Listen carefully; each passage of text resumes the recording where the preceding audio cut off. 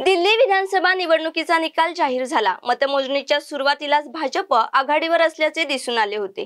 दिल्लीतील 70 जागांपैकी तब्बल 47 जागांवर भाजपा आणि आम आदमी पक्ष 30 जागांवर आघाडीवर होते। तर काँग्रेस पक्षाला आपले खाते देखील उघडता आले नाही।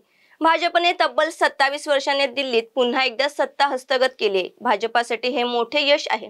गेल्या 3 विधानसभा निवडणुकांमध्ये दिल्लीतील अरविंद केजरीवाल यांच्या आपने एकहाती सत्ता स्थापन केली होती। मात्र यंदाच्या विधानसभा निवडणुकीत भाजपने आपच्या दिल्लीतील मक्तेदारीला शह दिल्याचे दिसून आले। यामागील प्रमुख कारणे कोणती?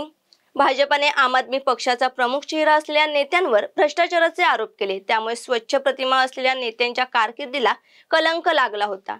यंदाच्या विधानसभा निवडणुकीत भाजपने बूथ स्तरावर जाऊन केलेले मायक्रो प्लॅनिंग ही तितकेच महत्त्वाचे ठरले। दिल्लीत आम आदमी पक्ष आणि काँग्रेसची न होऊ शकलेली युतीही भाजपच्या पथ्यावर पडल्याचे दिसून येत आहे।